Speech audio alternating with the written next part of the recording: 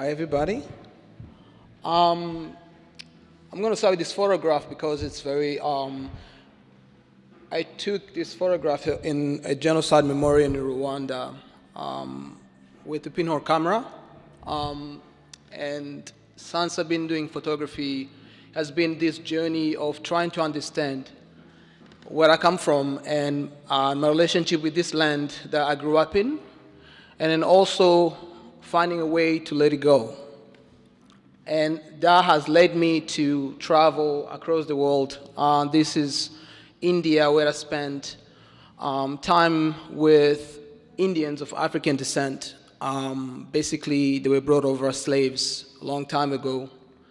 And they've been living in India and have adapted into the Indian community. The time I spend in these villages, some people will come and talk to me in the local language, in the local dialect, and I tell them I don't understand what they're talking about. But they look at me and they will go like this. And I will tell them, I'm not from here, but I'm from America. And they'll be very surprised. But this journey, basically, it was very much for me, trying to understand what it means to be uprooted and what it means to adapt to an environment, because I have lived through that journey myself. They find a way to celebrate the past. They still play the drums, which is a very African thing, and at some point actually I joined the dance. And they were very pleased that I was able to do the steps they were doing.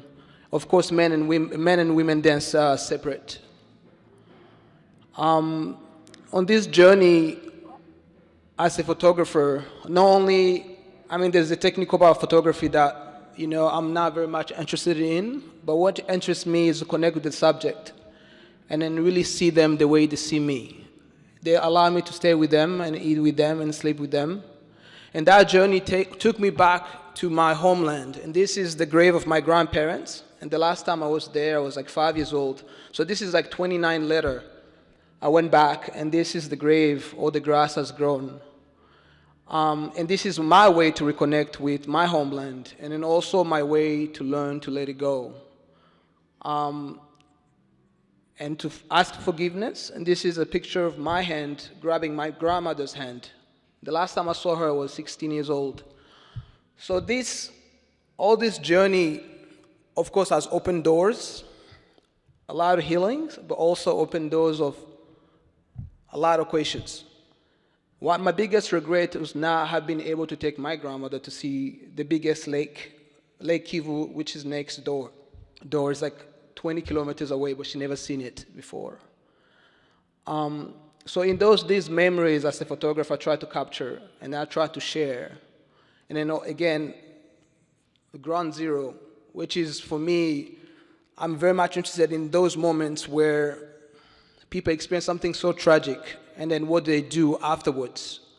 How do people move on when they experience something so tragic as a terrorist attack or as a migration? Families that move to Vermont or in New England and trying to find a way to adapt, but at the same time trying to preserve their own cultures through dance and through the way they dress. I feel like as an artist, it's my duty to explore and then also share with the world what do I see, because a lot of people see it in a different way. This is South Sudan, where I just spent 11 months working for an NGO training journalist. And these people living in the refugee camps. It was very tough conditions, and sometimes it was like 110 degrees, and you don't have enough to eat. But young people find a way to keep themselves busy. And this is something that's really hard to explain. Every time people travel, they think that people that live in this system, in this environment called poverty, they have no joy or happiness or no drive. But the truth is, people are living their lives. They don't stop. They live, they get married, they bury loved ones, they celebrate birthdays like everybody else.